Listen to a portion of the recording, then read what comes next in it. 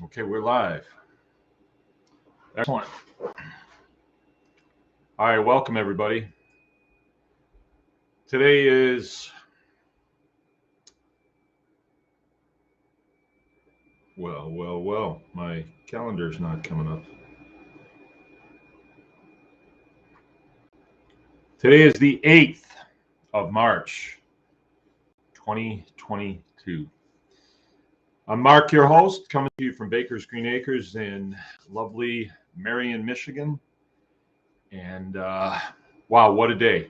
What a day we had today. We started off with temperatures this morning down around 7 degrees, and it got all the way up to 35 today. So it felt like spring, real nice, real nice. Hey, Claire Homestead's with us, right on. And Justin Zulke. I know it's not Zulke. The Z-Man. Where you been the last couple of days, man? Probably been working swing shift or something. And Thomas is with us, right on. All right, Dave Smith, how you doing? Hi from Arizona. Dave Smith is high. Something about this lighting, it makes my mustache look. All right, thanks a lot for that, Justin. You sent a great message yesterday. And Sean Wise is with us. Yeah, I think it was too. I think it was, and I've got a good group of people around me, and that message actually was the result of a conversation that I had a couple days ago with a clarinetist friend of mine down in Chicago. So she's not in any way in the farming world, although she does eat as much food as she can from off our place, a lot of food off our place. And so those of you that do come to Tribe Day will get to meet her, actually. Maybe she'll serenade the cows again with her clarinet. That was many years ago. She was here for a trial proceeding, and she's a professional clarinetist, so she practices 3 hours a day. I mean, that's just the way that goes, I guess.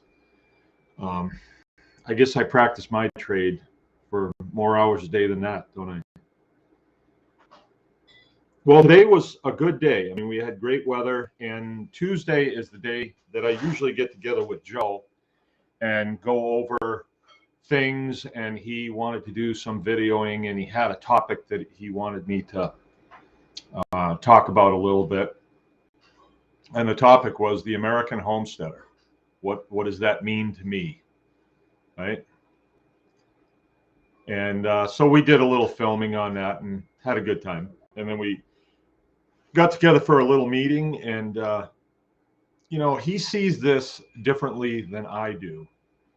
And I have to yield a lot of times to the things that he says because he's got a better finger on the pulse of what America is doing right now as far as the disgruntledness of people and the place that our government has brought us and corporations have brought us and all this stuff.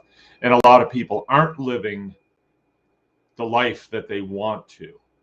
And when we get on, we talk about homesteading and making money in agriculture and quality of life. And then he gets on and he does his videos and shows, a little bit of fun on the side and, the finer points of homesteading, I guess, and brings it into perspective for people.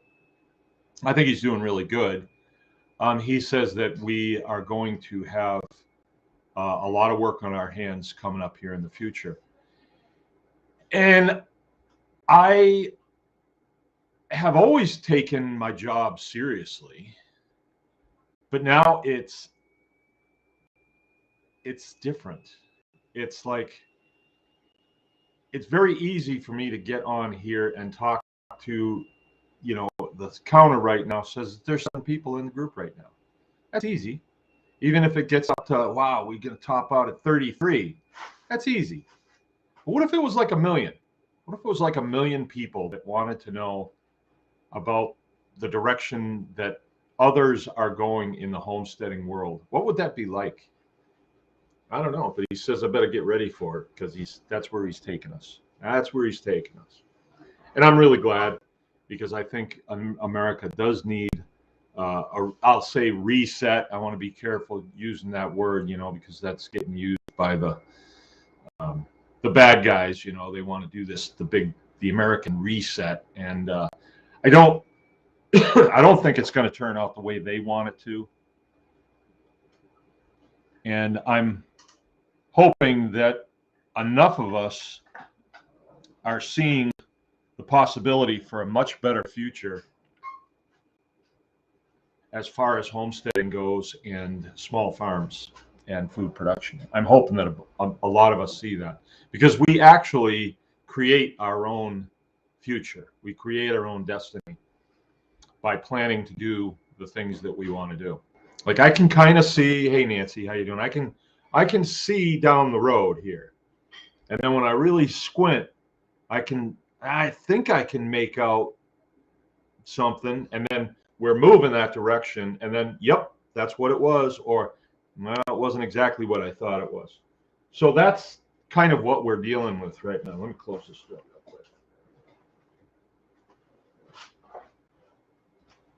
quick. Okay, it's 29 degrees out. It's a little bit windy. Looking forward to some nice spring weather though, huh? It's going to be nice. Wasn't a very tough winter, but it was winter nonetheless, and I'm ready for it to be over.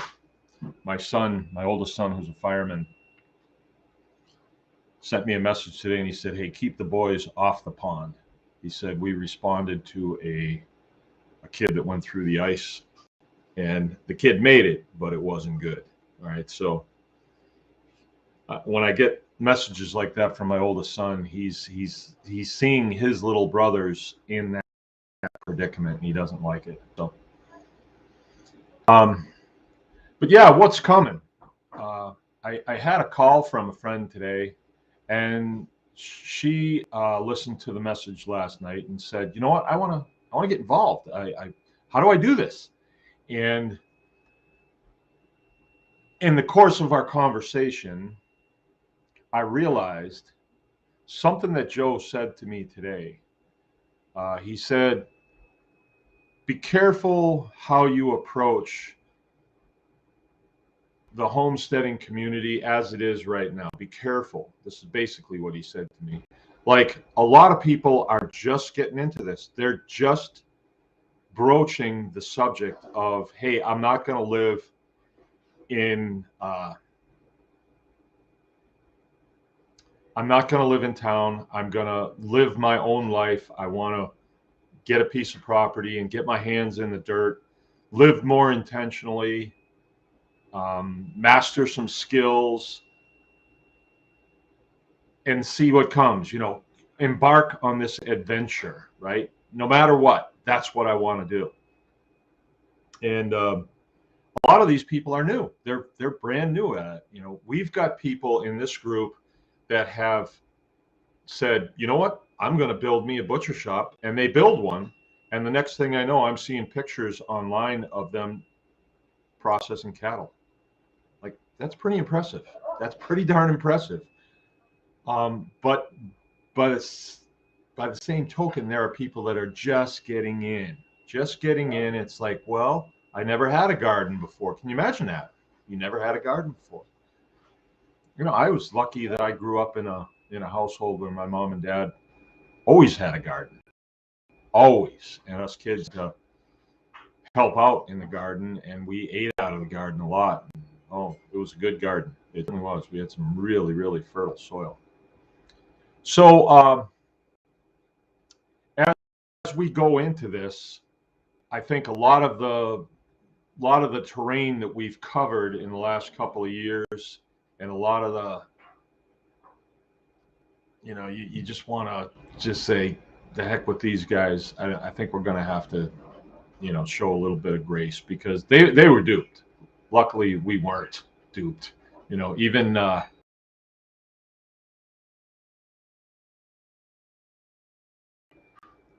In Canada, like last weekend was the first weekend that they had no mandate to put on a little face mask, So it was very different for them, and they're quite militant there about wearing face masks. And she said, it was really different. It's got a lot of people that are still going to wear them because they're still scared, but the COVID narrative is over. By the time they start making fun of it on Saturday Night Live, it's done. They've wrung it out. Now we're on to you either like Russians or you like Ukrainians. It's one of those things. So anyway, but what we're doing is something different, and I think that a lot of us are going to wind up needing to focus more attention on it, and we'll see that, hey, there is a good living in farming. Who wouldn't want to develop a piece of property and grow food and be able to sell it for a fair price and make a living on there? Who wouldn't want to do that? March 14th, huh? Okay, I guess she's in a different neighborhood than you. She's Alberta. And I hear that they're doing away with it flying too, even in the United States, which is good. But I'm still not really that interested in flying. I didn't like it very much the last couple times I went. It was like a cheap bus ride on an airline. They don't have pretty stewardesses anymore, and the seats are small. Yeah, it's not the way it used to be, right? Does anybody else feel ripped off when you get a stewardess that isn't pretty? I mean, am I the only one? Because I grew up in the era where American Airlines, they would show pretty stewardesses on TV. So when you get on an American airline, you expect to see pretty stewardesses. I got on a plane one time, this is a true story, with Jill. We were going out to California for some Weston Price speaking thing, and we got on, and everything was going great, and we get on the plane, and I'm kind of getting kind of angry and stuff, and she's, "What's the matter with you?" And I said, "Look at our stewardess." She said, "What?" And they said, "She's like dumpy looking."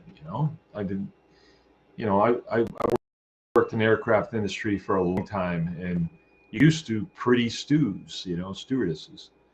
And she says, "So what?" I said, "I feel like I got ripped off. I just feel like I got ripped off." Anyway, she didn't think that was too funny. But then the next connecting flight that we got on, we had a dude steward, and guess what he was wearing around his neck? He was wearing a necklace that was all the colors of the rainbow, and he was quite flamboyant. And I was like, I give up. That's just too much for me. Let me off this airplane. I guess that's kind of old-fashioned, but that's still the way I feel. Maybe we'll go back. Yeah, when we go back to the new America, you get on an airliner, there's going to be pretty stewardesses again. Yeah, that'd be nice.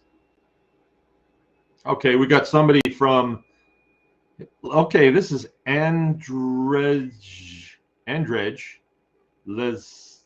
Lezensky. Now, where are you from? Where are you from, Andrej? I hope this is from Ukraine. That would be so cool. Oh, well, my take on that? I mean, okay, I'll just give you my take on that. Poland. All right. We've had students here from Poland.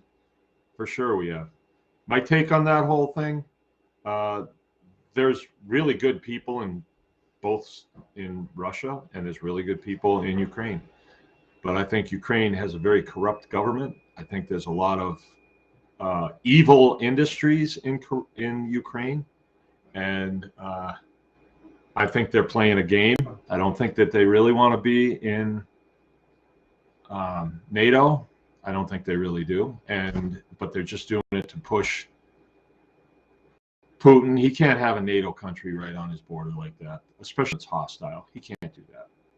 And so I think a lot of the evil industries that operate out of there are getting blown into the Stone Age. Our media is just they're such liars about what's going on.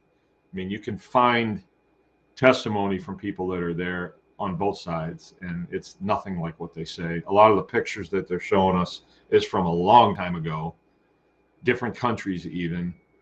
You know, U.S. media lying. Imagine that. You know, I'm so surprised. But anyway, Brittany's with us, popping in to say hi, but cell service is cutting in and out. All right, we'll allow that. Brittany's down in Texas, butchering cattle, I hope, with Sean. Say hi to Sean for us. And Amy. And the kitties. I don't have a subject tonight. And one didn't come to me. I was really tied up today with Joe, doing what we were doing. And he, as I was telling the audience here a little while ago, he has a subject that he wants to expound on between him and I, right? And so it's like an interview format.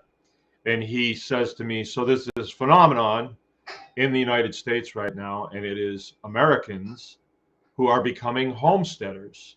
And what do you think about the American homesteader? And a bunch of pointed questions like that. And I explained what I think the American homesteader is, why it's important, what it's in response to. And I think we all know that it's not a hard sell anymore. It's all the institutions that we trusted, whether you know it. I think back, like I trusted the supermarket. I trusted them. Why wouldn't you trust them? They have so much stuff on the shelves. It's always there. It's reasonably priced. But can you, I don't know if it's a question of trust. It's a question of reliability now. Like, do you trust the reliability of the store? And the store is just one aspect of the supply chain going all the way back to the farm. And we've seen the lack of nutrient-dense foods hitting the shelves big time. We see price increases that are just crazy. It's because they can, so the food chain is doing that because they can, which I believe now. I saw diesel fuel today was in town here was $4.78 a gallon, and what was it, a year and a half ago? It was under $2, just over $1. So how did that happen? And is that because of Joe Biden and Kamala Harris? No, it's because the oil industries are corporations that are in it to make a profit, and they're doing it because they can. It's not fair. I don't like it. I don't like it at all. I think it's people a little bit edgy. Anyway, we talked about the American homestead today, and or homesteaders of America, who they are, why, what's the common denominators with them. It was a really interesting conversation. It'll be coming out. I think it's going to be in a format sort of like the 2-Minute Tuesday format, but it's sort of a phenomenon in the United States right now. The amount of people who, because they are maybe able to work remotely, can come to the homestead. They can come to a piece of property that's outside of the big population centers. They're not required to go to work and man a desk in some office building. Now, that used to be a prerequisite. You had to show face. You had to be on time. So much stuff is done via computer now that I guess it's just not necessary. I don't really get that, but I don't know. My son Sam is working from home, and he's in the United States Air Force. How does that work? I just can't imagine that. But his job is he's in disaster preparedness, and what they do is training other people for disasters. So now, instead of going to a class during your duty day, you're at home and you go online, and they're just like we're teaching. We're doing it because we're the geographical separation. Like if all of you guys lived in my neighborhood, I'd be having you all over, or we'd going over to your house, over to Nancy's house, see if she can make some really nice tea maybe for us or something. But that's the way it's going. So a lot of people are deciding to live a more intentional lifestyle and get control of their food supply. What a crazy thing it was for us to be trusting our adversaries with our food supply. But that's what our country was doing. There were people in our country that made decisions that said, well, this is a good idea. And, look no further than the USDA. I mean, you can't tell me that they don't advise the president on what's a good idea and what's not as far as, I mean, you can't just say, well, it was the corporate world's fault. You can't. I mean, it was definitely had a lot to do with our government. And so what people are doing now are they're saying, well, I'm going to check out of the game where these guys run it, and I'm going to check into the game where I have more control. And that's what people are really digging on. And there is no restriction. There's nothing holding them back. But if they were to turn to the extension service and try to get information about a backyard chicken flock, I don't think there's much there. Maybe there is. I don't rely on them for very much or anything. I don't get emails from them anymore. It's like I don't exist to them anymore. But maybe they do. Maybe they're getting into traditional agriculture or back into traditional agriculture. Maybe they are. They certainly should. The thing about corporate agriculture is it is driven by the bottom line. And that differs from traditional agriculture, because traditional agriculture, you have families that are running these farms. So if something isn't making sense, they can shift, monetary sense, they can shift to something that is. And then maybe later on they shift back. Corporate farming isn't really like that. They're doing a whole lot of one thing. And if that thing starts to not work anymore, they're left holding the bag. So a lot of times you can see really big farms, we have them around here, that all of a sudden, whoop, they're out of business. They get the word, hey, no more money for an operating loan. An operating loan, if you don't know, is when you want to start up the season and you want to get your summer planting done.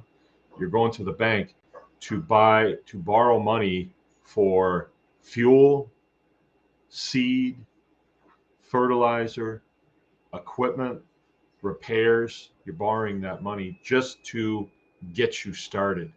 And then at the end of the year, when the harvest comes in, then you sell that harvest, you pay back the loan with interest, and hopefully you have enough left over to help you get through the winter until you can get your operating loan again. Not a very good idea. Not a very good idea. It wasn't always like that, because you didn't always have these massive agricultural lending outfits like you do now. I mean, that's all they loan to is big farm, and they make a chunk of change on it too. The question is, whose money is it that they're loaning? Is it even real money, or are they just numbers on a computer? That's the question I have. But in the homesteading business, we're not going to do that.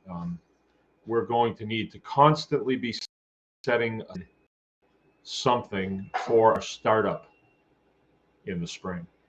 Like we do that. We set up money aside to get our spring chickens and to, get our spring feed and all that stuff. Because we don't have lending institutions that we can go to for homesteads. They just really don't exist. And I don't think they should exist. I don't think you should be doing that. I'm not against borrowing money. I mean, I'm probably getting ready to do some of that here pretty quick, which I have not done a lot of that in my farming career. Matter of fact, not much in my farming career. But in order to get the facilities up to speed that I want, that's what I'm going to have to do. So we're feeling pretty confident that if we get our teaching facilities up to speed, you build it and they will come. Right? We already have more teaching opportunities than we really need at this point. And in order to field it all, we're going to have to streamline the operation so we have a better, in our little butcher shop, we have 12 students in there, it's kind of tight. So the new hall and the new area, the new teaching area is really gonna change things a lot. It's really gonna be nice. Not saying that we can't come into the house, we can, but this is something that we have to get done, and we plan to start working on it, I think, the weekend after next, or the week after next. I will have Joe helping me, 3 days a week, and he'll be the crew leader of my sons and me. And so we'll be getting ready, getting that graded out in there so we can pour the concrete, and then we start putting the walls up. Now, for those of you that don't know, our barn is a 1900s barn, like a 1905, and they milked the cows in the basement on those old barns. And so the basement is there. We don't milk down in the basement. Hold on a second, I gotta shut the door. There's just too much distracted noise going on out there.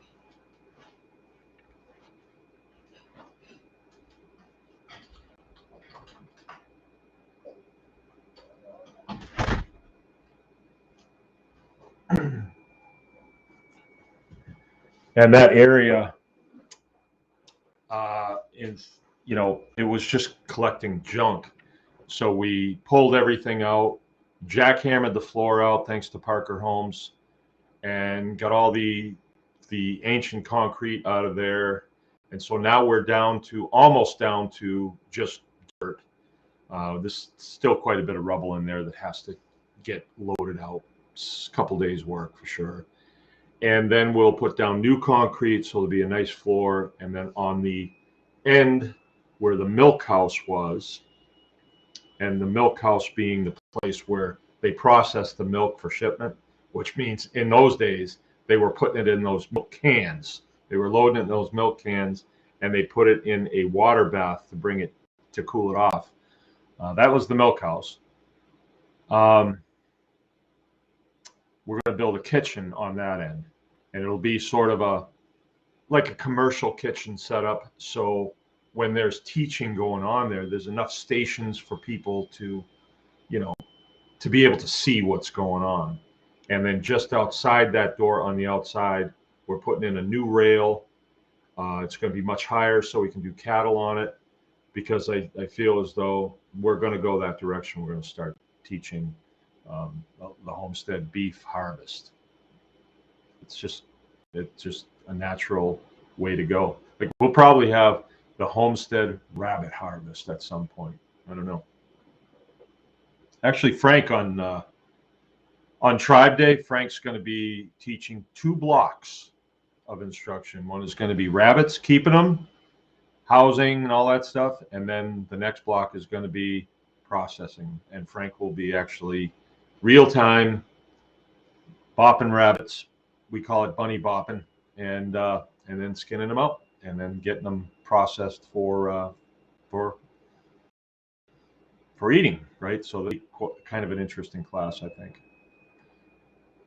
So anyway, we're going to start working on that and meet the need when it comes. Have enough room that we can comfortably. I mean, right now we do these classes, and lunchtime we're coming up into the house, and my house is pretty small too. Although it's fun, it's a little bit cumbersome, because then the people that are in the house are having to cramp their lifestyle for the class, and we just need a more professional setup. So that's what we're working on, and we're going to be starting that in a couple of weeks here. We're getting to the place in the year where we can pour concrete again. Okay. Oh, okay, that's tomorrow's plan. So Brittany and Jonathan, you're heading down to Sean's to work on cattle. That's great. And the Stumpmeister is here. Okay. Vindicti's saying remote work is what finally let me move to Arkansas. Arkansas. I know it's Arkansas, but it looks like Arkansas too. Arkansas. Arkansas. And Haven's with us tonight. Right on. The 2-Minute Tuesday video that went up today was great. I didn't see it yet. I didn't see it. And those are like a couple of weeks behind. And so I don't even remember what it was. But that's Joe's doing. He teased that out of me. Feels really weird sometimes. And then he'll say, oh, that was really good. Just leave it like that. Okay. He's got another video coming out of the class, the charcuterie class. And he said, wait till you see this. Wait till you see this. So I thought the one last week with the swimming, the polar plunging, I thought that was good. I just thought it was really funny. The part in the beginning when I'm standing there with a cup of coffee and that crazy fox hat on, the reason why that is so funny to me is because when Joe was little, he would put on costumes. It didn't matter what day of the year it was. And there was this one time, the video is probably still around here, place. I don't know if we could even see it though, because we don't have a VHS anymore. But he had a costume that he made. I don't know if he would call it a costume. He was being somebody. And he had a football helmet that didn't have anything on the front anymore. That was gone. So it was just this football helmet. And then he duct taped deer antlers to the top of it. And then he had a sort of a superhero's costume with a cape on the back. And he would put on boots and gloves, of course. And then he had a pair of goggles that he had on, you know. And the reason videos were being made or video was being taken was we had built a go-kart and it was test day, right? So we had the engine running. I think Jill's probably videotaping, and here comes Joe out and he's got his costume on. And he'd have been 6 or 7. And he's just kind of walking around and kind of looking at people like, what, doesn't everybody wear costumes? You know, like I've got mine on. Well, how come you don't? So when I had that dopey hat on, I'm standing there, looking over the pool to see if I'm going to go swimming. And then he starts filming me. And then I just looked at him and I said, what? And the backstory on that, you got to know it. But I just thought that was funny as anything. I just really did. So. I appreciate you guys saying nice things about the work that he's doing. I think Haven, you can dig this. Joe tells me that the trajectory of the Anyone Can Farm experience is right there. All right. So what that means is he's able to extrapolate the numbers out and saying, in a year, you better be ready. You better be ready. So that's why there's such an urgency to get the teaching room done and the kitchen and, bring the grounds overall up to speed, get a new roof on the barn so it looks like we're not pumpkins, hillbillies, and then also the on-farm camping. I want to get that up to speed too, because I think that's going to be an integral part of teaching going into the future, is trying to get that nomad community to come and be part of us. So, yeah, last night the message really boiled down to one word, and that one word was harmony, right?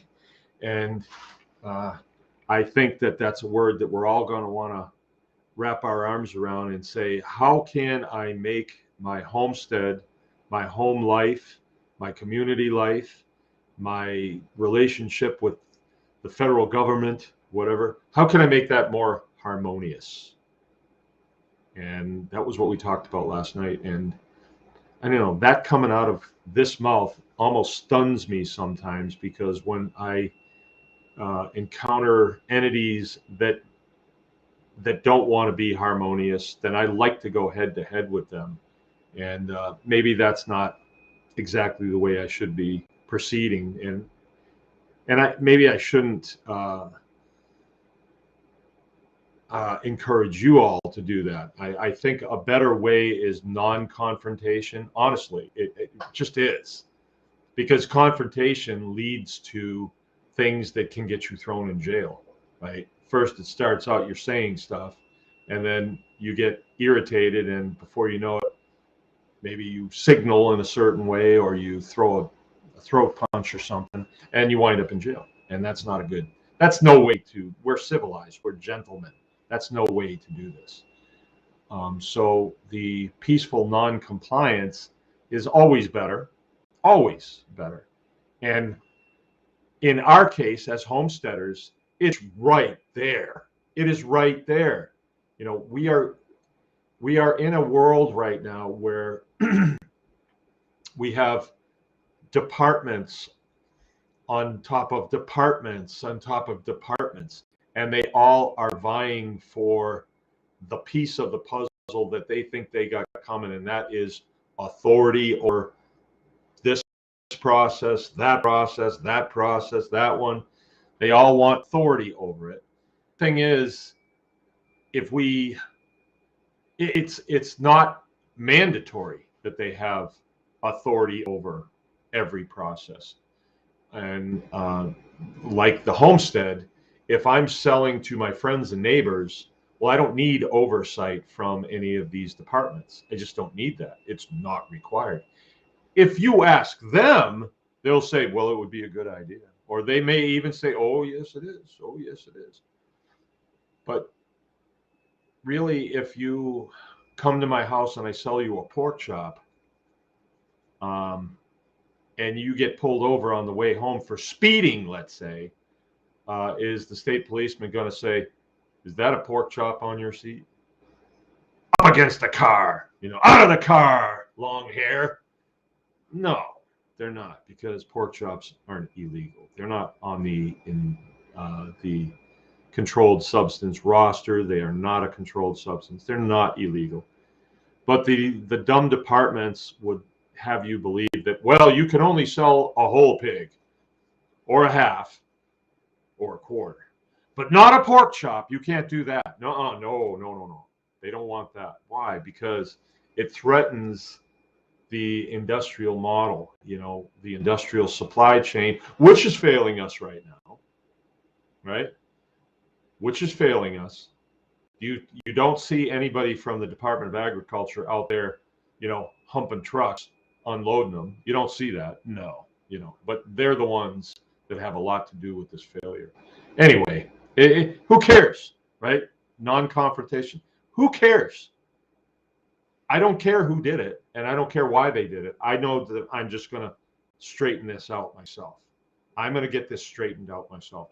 You remember all the way through the pandemic, and there was a pandemic. There really was. And it may not be what they said it was, but there was a pandemic. There was an op that was pulled. So during that op that they pulled, that they no longer need anymore, by the way, are the numbers so low on COVID people? Is nobody catching that anymore? Is it so low that we don't need face masks anymore? What was the threshold number? When it goes below this, no more face masks. Well, if face masks were working and now nobody's wearing them, does that mean the numbers are going to go up? We'll see, but I doubt it. I doubt it, because the operation is over, right? But during that operation, we can show and we can safely and positively and what's another good word I can throw in there? We can, with the utmost confidence, I can convey to you that I did not suffer during the pandemic. As a matter of fact, my business did better. So during the pandemic, they were selling something, and then actually after a while they were just giving it away. They were pushing something, and they were pushing fear. That was the main thing, was fear. Remember it early on? Saw Chinese people dropping dead in the streets in China. Whoa, that scared anybody. It didn't scare me because it looked fake, but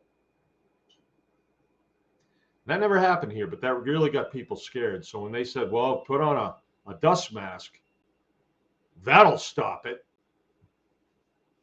I thought, this doesn't seem right. But a lot of people didn't have a choice. I mean, you worked at a company and the peer pressure was so high.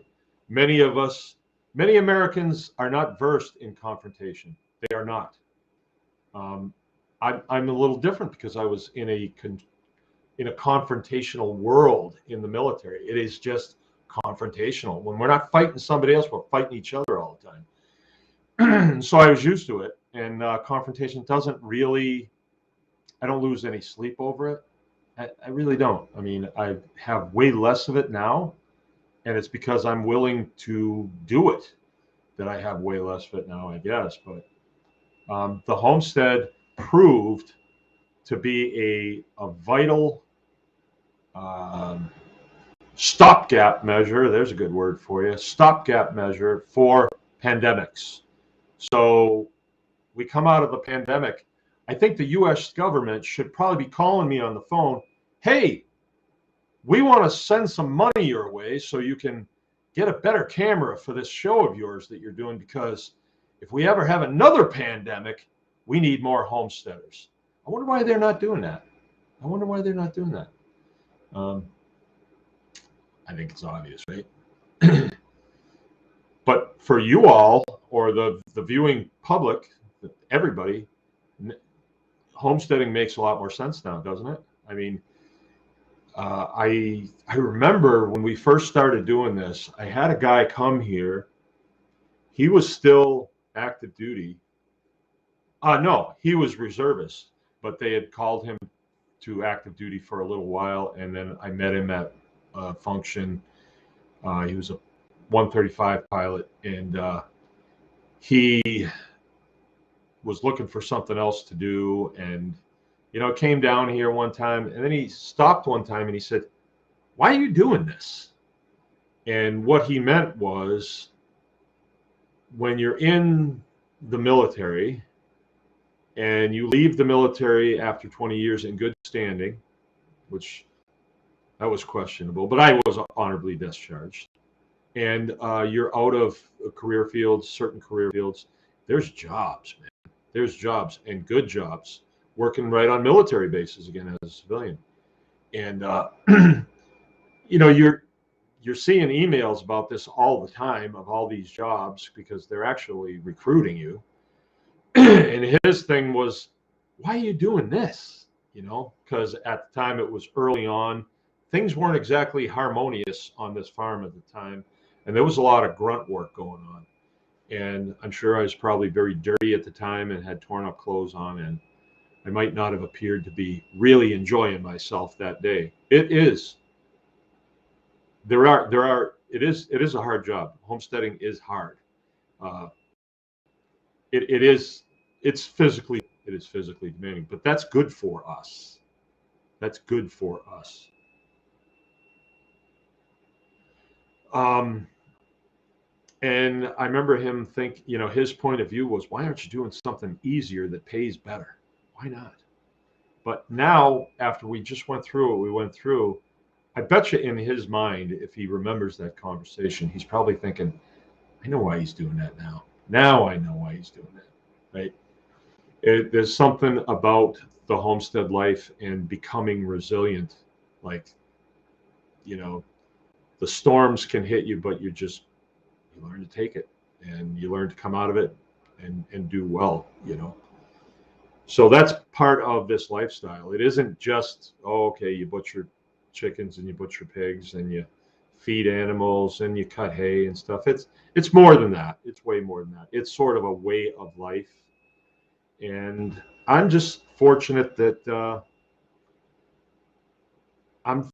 I came from where I came from. My upbringing and Boy Scouts and the kids that I hung around with and the junk that we did. You know, we built stuff in the woods and we made tunnels and tree houses and hunted all the time. A little bit of trapping here and there, not much of that, but you know, outside all the time. A lot of like woodsmanship, you know, that I learned from the Boy Scouts. So we all learned from the Boy Scouts, our group. You know, we were really at home in the woods, and our parents. Well, back in those days, there was no reason to be on the street. I mean, like hanging out on the corner was not like, why would you do that in a town like I came from? It just wouldn't do that. And why would you be doing that? What would you be waiting for? At least if we were in the woods, we could have a fire, you know, and use bad language. Yeah. So I'm lucky that I came where I came from, and then my stint in the military helped too. That I learned how to do problem solving, and so when I came to the farm, I was really alone.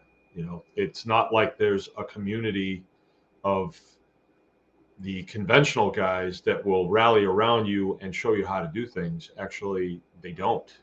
You know, they kind of watch each other fail, and it's gotten kind of ugly actually, because they've, you know, the banks and the lending institutions, they've initiated so much competition amongst these farmers, and it's not good. It's not good.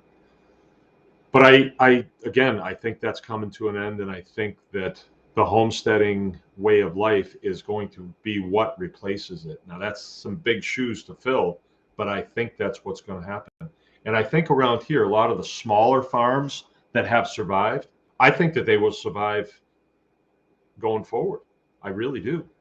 Um, uh, the the the ones that were in line to get big, they're the ones that went out. It's the small ones that are able to, you know, pull their belt in a couple notches and take it in the shorts for a couple of days and uh, still live on to fight another day. So, all right. Well, I don't really have anything to talk about, even though I've just talked for 49 minutes. So I want to see what you guys are posting here, and maybe from there we can go in a direction and see where it's going to go. I have made kind of a decision on the bus. I'm not ready, and I got too much priority work ahead of me, so I am not ready to get the full-size bus right now. I'm going to in the future. Actually, I'm not going to get the full-size bus. I want the 53 passenger bus, right?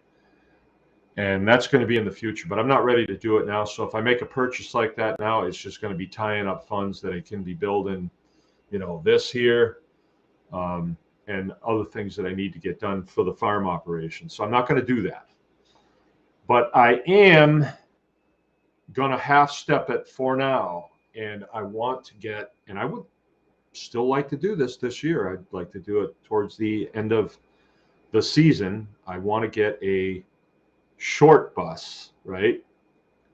I prefer the Ford. And but if I can find a Chevrolet with a Duramax in it, I will nail it. I will nail it if it's at a decent price.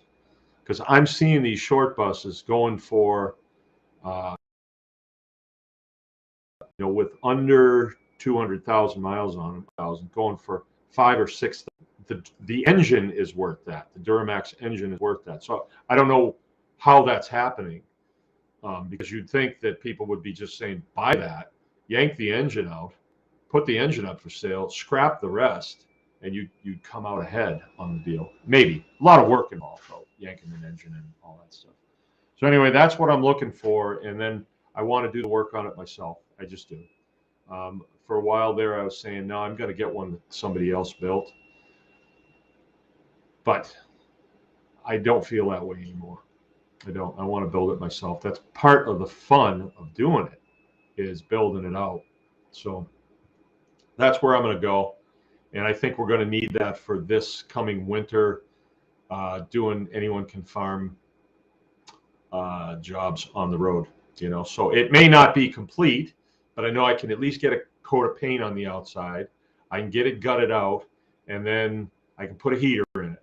So if we have to just put curtains up over the windows and have cots to sleep on, it'll be better than sleeping in hotel rooms, believe me. And if we're using a bucket for a bathroom, I would much rather do that than stay in hotel rooms. I really don't like doing that. It's such a waste of money. Okay.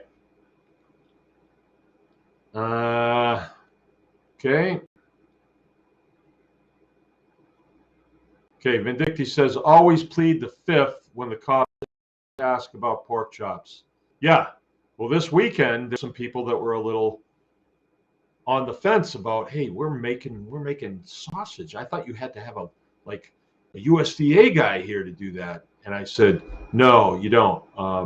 If you buy some of this sausage, though, and you're on the way home and the cops pull you over, throw it out the window. And I said, see how stupid that is? If you've got a sausage sitting on the seat next to you and you get pulled over, throw it out the window. See how stupid that is? Even, I mean, if it was an open beer, maybe, you can't have an open container in Michigan, but not sausages. So I hope I'm clear with that non-confrontational mode here. And I explained it to the class, and I explained it to you guys, but I'll explain it again. It's sort of like if you sit down to play a board game, and the board game that you're going to play is Monopoly. There's a set of instructions in there. And in order to play that game, you follow these instructions, right? Do the instructions to that game necessarily support your constitutional rights? I'm not sure. I haven't played Monopoly in a long. I don't think I've ever played it, actually. But does that support your constitutional rights? Probably not. But when the game, that is the game that you're playing. But when you don't want to play that game anymore, you close it up and you put it on the shelf. And then you are a United States citizen. You are protected by a blanket of freedom that's provided to you by the Bill of Rights to the U.S. Constitution. So you pull that up over you, and that's like a protector against the departments that they actually put out a board game too. There's actually a board game called Michigan Department of Agriculture farming game, right? I'm just kidding. They don't actually put it out, but they might as well. They might as well, because they have their own rules, their own rule book in there. Like if you're going to play their game, i.e., if you are going to get a license from them, you have to play their game. You have to play by their rule book, right? So here's an example. And whether it makes sense or not, it is irrelevant. But when I wanted to get my butcher shop licensed, they were willing to do a permitting with us to make it a food preparation facility. I think that was it. And in their rule book, in order to do that, they wanted me to do certain things. And one of the things that I remember was you've got to have a 3-compartment sink, because they figure that when you're washing dishes in the 3-compartment sink, that you put a certain rinse in the first one, hot soapy water in the first one, clear hot water in the second one, and then a sanitizing rinse in the third, with bleach in it that you're supposed to put your stuff in, take it out. And I suppose I could have said, well, I'm not going to do that. But it is my constitutional right to wash my dishes the way I want, which would be actually true per the Fifth Amendment. Your life your liberty, your property, which is your process, is protected under due process of law, right? So if you find a law that says, in order to wash dishes, per the law, you got to have a 3-compartment sink. You won't find that. You won't find that. That's not a law. It is a recommendation or a regulation. It is in the rule book. You know, we're not playing Monopoly anymore. We're playing Michigan Department of Agriculture Food Service. You know, it's their rules. And if you want their license, then you got to play by their rules. Well, what's in it for me is what I started asking. What's in it for me to play by your rules? Do you pay me then if I play by your rules? Oh, no, we don't pay you. Matter of fact, you pay us every year for this little piece of paper that we print out for you. And it even says on it, display proudly. And you write a check for it. I don't know what it is now. I don't know, but it's over $150. And in the fine print on that little permit, you just signed away your Fourth Amendment, which protects you from unlawful searches and seizures. So an unlawful search and seizure is a search that is done without your permission. That would be unlawful. That would be unlawful. Seizure would be taking your stuff illegally. You're protected from that by the Fourth Amendment. So your sheriff's department, I'm not picking on anybody's sheriff's department. I'm just saying, let's not pick on sheriff's departments. All right, it's too close to home. But let's just say the ATF. And maybe that's not even valid anymore. It may be ATF, alcohol, tobacco, and firearms, and E, and explosives now, right? The Department of. Let's say that they want to come in and look through your property. Well, they have to get your permission to do that. And if you won't give permission, they're going to go before a judge and they're going to swear that they have reasonable suspicion and that you're doing something illegal. And then that judge, it's a very touchy situation too, because some judge signing away your Fourth Amendment right, that's serious business, man. That is really serious business. And let's say that they search your premises and let's say it was a bad information. Well, you have recourse. You have recourse against that agency and that judge. A lot of people don't really realize that. So that judge, if he or she writes out that warrant, that search warrant, and it's on the testimony of some ATF agent that is full of baloney, just on a fishing expedition, it goes back on the judge, not so much the ATF agent, but that judge is going to be really gun shy of that anymore. Really gun shy. Now, I know there's certain places where, you know, search warrants are being written out in ways that they shouldn't, and that's not good. But so anyway, my point is peaceful non-compliance is really easy in this case. You just don't get in an agreement with them. You just don't. And if you don't believe what I'm saying and you call them and you say, do I need a license to butcher chickens at my farm? They're going to say, you sure do. You sure do. Where maybe a better way to go on this would be just if you don't trust what I'm saying, don't call them, just do it, right?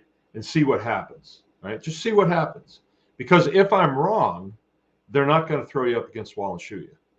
They're going to issue a cease and desist first, right? And then it can go from there. And I don't think you will get a cease and desist on something like that, because you are not playing by their rules. And but if you don't play by their rules, yeah, it does limit you. You can't sell into restaurants, you can't sell into retail stores, and you can't sell to maybe farmers markets. Not every farmers market, but the ones that are on county property, and the ones, depends who runs them and how anal they are, what buttholes they are. But you don't want to sell in those markets anyway, because you're competing with Gordon Food. So why would you want to sell to a restaurant where, the chef's going to say, hey, I can get this from Gordon Food for half of this. You're going to have to lower your price if I'm going to do business with you. And so you lower your price. So what'd you just do? You took food out of the mouths of your children. Why would you do that? No, you're better off selling it for full price to your own customer base, other families, and well, how do you do that? I can't do that. I don't have any friends. Well, a guy said that to me the other day. I'm not kidding you. A guy was here. Well, it's really hard to make friends around here. All right, then sell your farm then. Sell your farm. Because he was, again, saying, you sure I shouldn't be selling to Ebles? I'm not kidding. I said, they're not going to buy your products. Why would they buy them from you? They got to resell them. And you got to try and make a living on this stuff. And he's like, well, are you sure? I said, then try it. If you don't trust me, try it, And it was one of those things. Everything he said to me, I gave him the straight answer, and he tried to talk me out of my answer. And I was like, forget this. Just go do what you got to do. But you want to be selling to other families, and maybe even trading with them, because then you'll get full price for your products, which you have to get. I mean, you can't, this isn't golf, All right. Let's see what else we got here.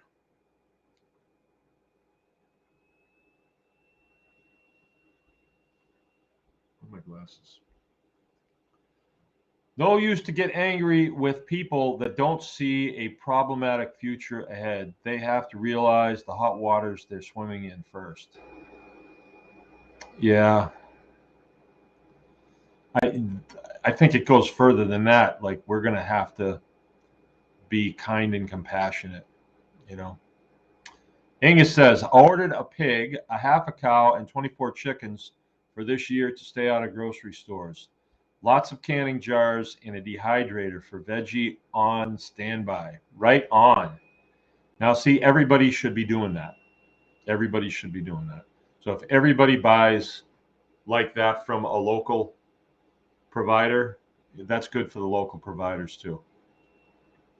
Keith's with us. Good job, Inga. He says, my dehydrated veggies float me through all fall and winter. My winter grocery bill was $100 a month, only for bread, cheese, eggs, and fruit.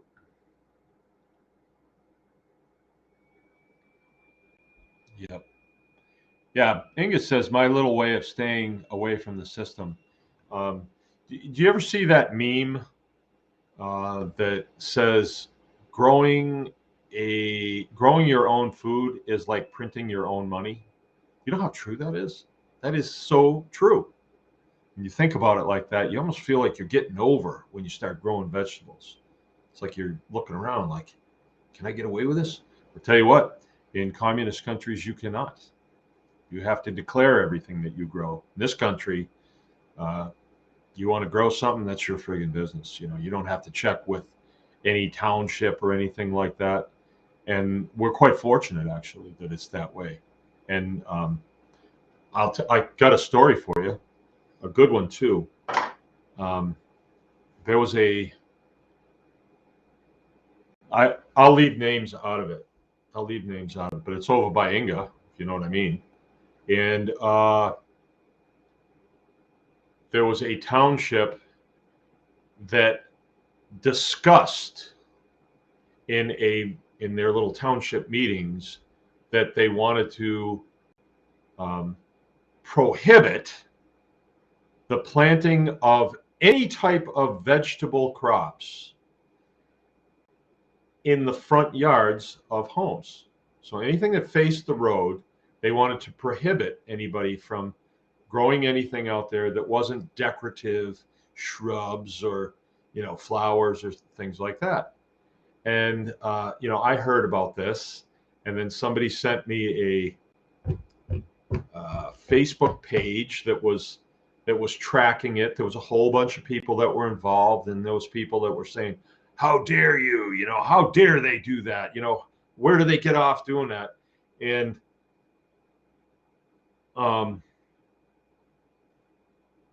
at the time, I had probably just cleared the thing with the state, and I very calmly went on there and I said, that looks like a nice place to live. Does anybody have a piece of property over that way that I could rent? Preferably something with a nice big front yard. And that's all I said. And there was one guy in the group that was an attorney, and he fired back with, do you know what you're saying here? Do you realize what's going on? Haven't you read back in this thread of what's going on? The township is going to prohibit people from growing things in their front yard. You're a farmer, aren't you? And I said, yeah, I read it. I said, I can't wait to get started. And I left it right there. And that thread was actually like a trial balloon that the township had floated, actually, to see how much pushback they were going to get. And I had a guy that immediately contacted me, and he said, I got a piece of property there that's a rental. If you want to go there and start setting up raised beds, I'll meet you there and I'll help you, And and I thought, let's do it. And the township will swoop in. What are you doing? And I said, I'm going to do a little farming here right out in the front yard, and there's not a damn thing you can do. So go to hell, And the reason why it all went away is because there was one guy on that thread that did get back to me, and he said, who's this guy? And they said, oh, he's that guy that had that pig problem up there. And this guy said, he'll do it. He'll do it just to mess with you guys. And so they dropped it. And that's the little things that we push back against. But if we don't push back against it, like what was going on in Dalton Township, if there was no pushback on that, who knows where that would be at this time? You'd have that tyrant still in charge there. Who knows what would have happened if we didn't push back on the 1801 farm and several others, the Aunt Susan's place. Who knows? Okay. Thomas is asking me to explain the cow shares milk model. Yeah, I can explain it. And I'm going to preface it with, I don't necessarily agree with it. It is a workaround because, don't you know, selling milk is illegal. So this is supposedly a workaround.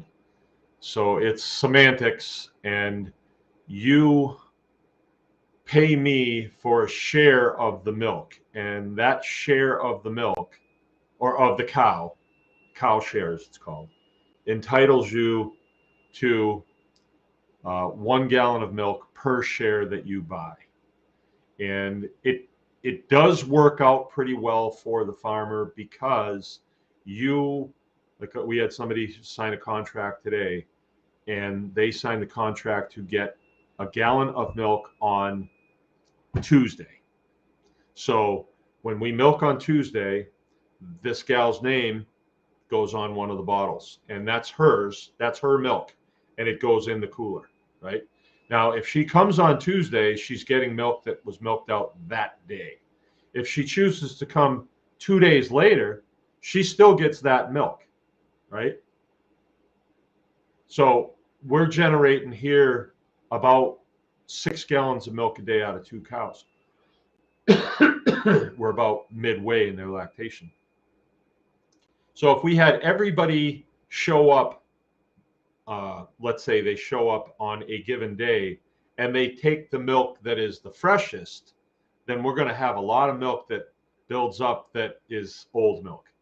So the contract says this is your day. You get 1 gallon, per milk share, and so that works for the farmer. Department of Agriculture, when you do this, they would like it if you would let them know that you're doing milk shares in case they want to come and look through your books. And I'm like, the hell with that. You ain't looking at anything. If I want to sell milk to my neighbor, that's my friggin' business. That is none of your business. You have no authority on my property. So go to hell. Go do whatever it is that you say that the function that you say that you're providing for the people of Michigan that we're paying you for. Go do that. Other than that, just go back to your cubicle and work on your phone messages for what you're going to be busy with the rest of the week when we call you and you're not there. So I think cow shares are good in the sense that we get the milk assigned to people per contract. That's good. But I really don't like the attitude people have to it. Well, this is the only legal way to sell milk. I don't like that because our Constitution is in place to provide us with a blanket of freedom to do as we please within the law, without these departments imposing tyrannical little things, that they dream up. They want you to get a license, a permit to put a new window in your house. They want you to get a permit to drive a well on your own property.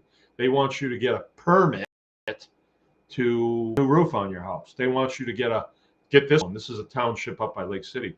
They want you to get a permit to set a tent up in your yard. You got to get a special use permit, right? So they're more in the business of selling permission to do stuff that you don't need permission to do, and this all started in American culture. I believe it all started back when we were in school.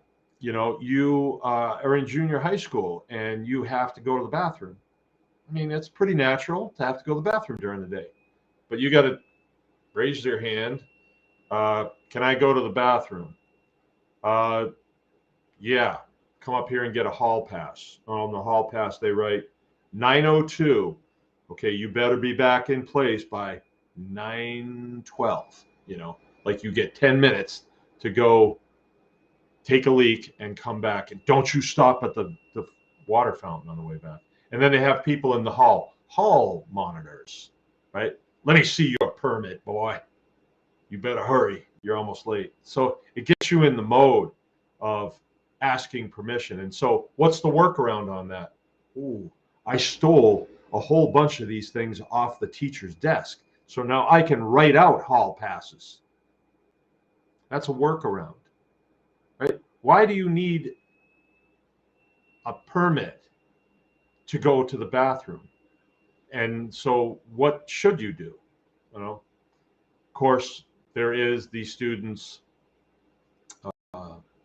handbook that you probably have signed saying that, yeah, I agreed to ask permission to go to the bathroom. So it's sort of like the game that I said, you've agreed to play by these rules. Okay.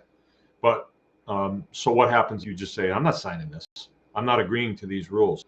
Can they not let you in public school because you won't sign it?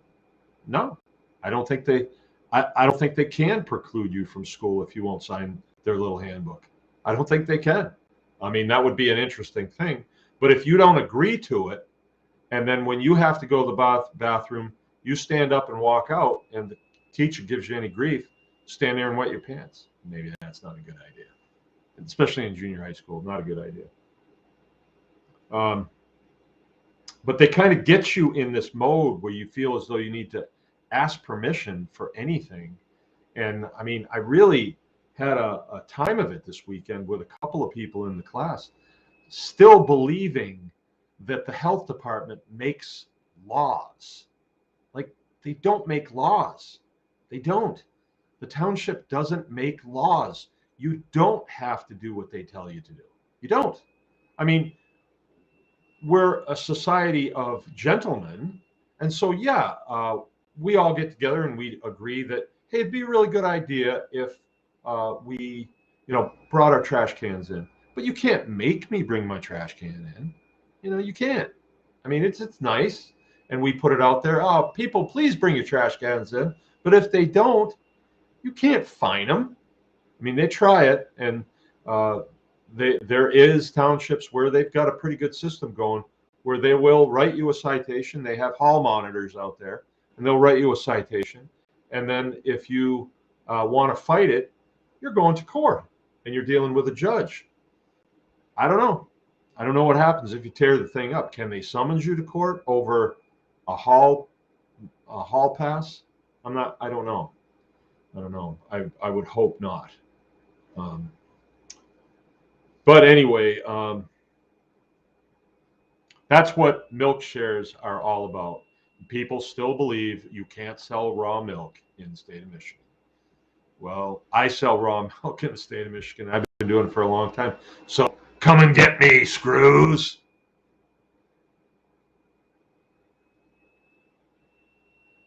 Okay, Angus saying bicycle would be next purchased with a kid's carrier on the back. What's the kids carrier thing all about? I'm thinking bikes will be the next hot commodity to invest in. Yeah, that wouldn't be bad, would it? I mean, we do drive more than we need to. I really wouldn't. I would like to have a really nice bike. I have a cheapo, but sits on the hay mow, and then the next year, it doesn't even look the same as it did the year before. Okay, my old raw milk dealer in Ontario was actually raided. Yeah, different country. It's a different country. And,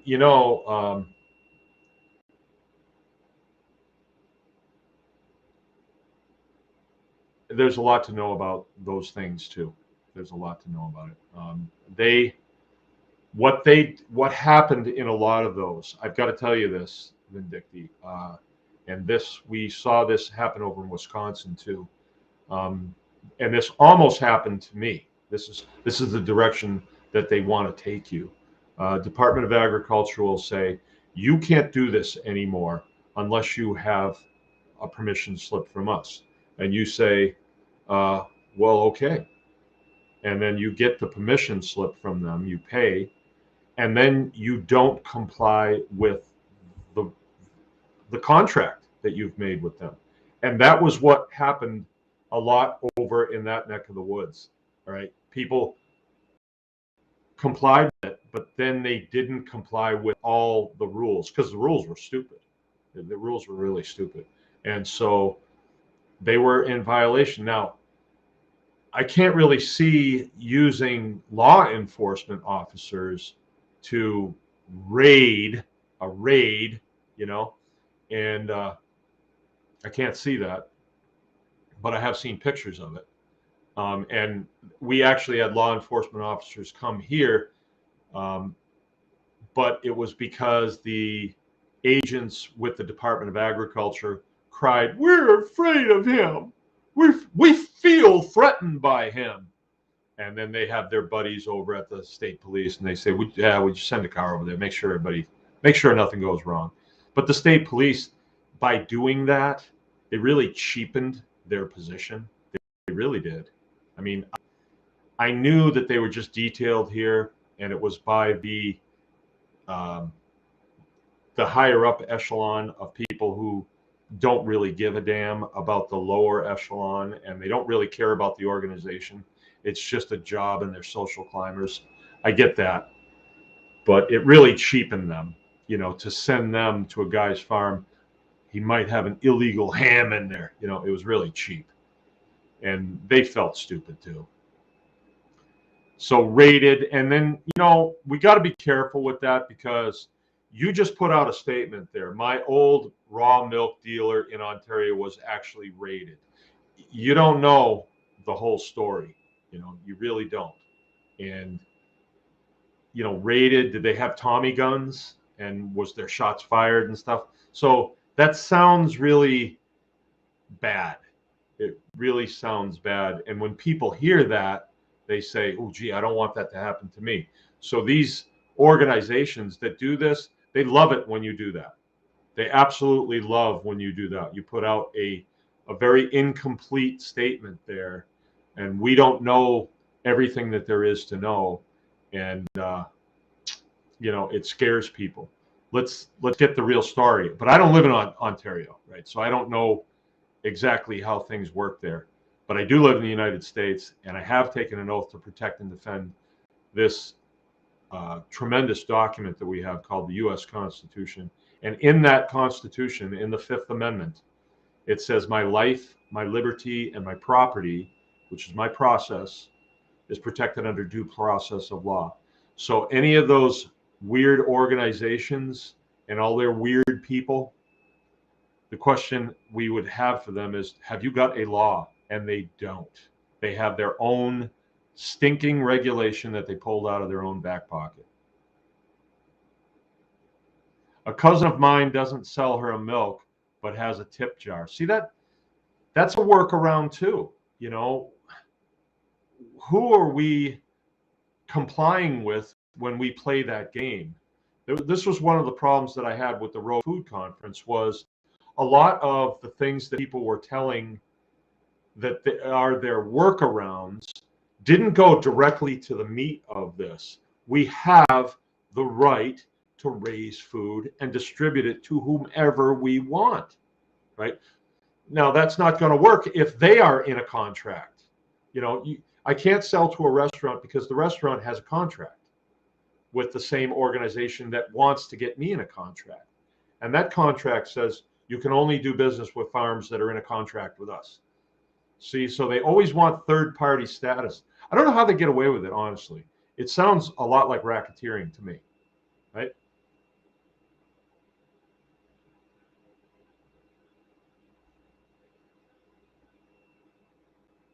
Co-ownership of a milking cow would solve that problem.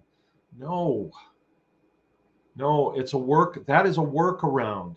The Fifth Amendment to the U.S. Constitution solves that. And it's not a problem. It's a statement by some department that you can't do this because we say so. And they always use safety. Yeah, safety. You drink a glass of raw milk, you could be dead, in an instant. It's baloney. It's untrue. It is not a problem. They are creating a problem. Why? Because they're protecting the milk lobby.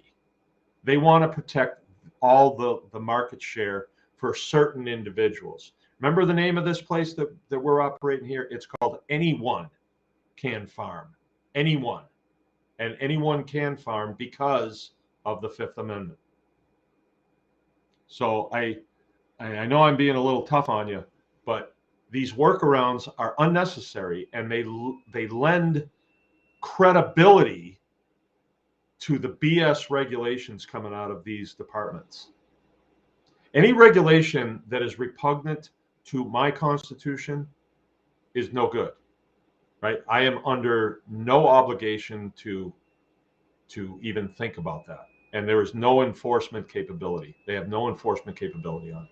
If it's directly repugnant, repugnant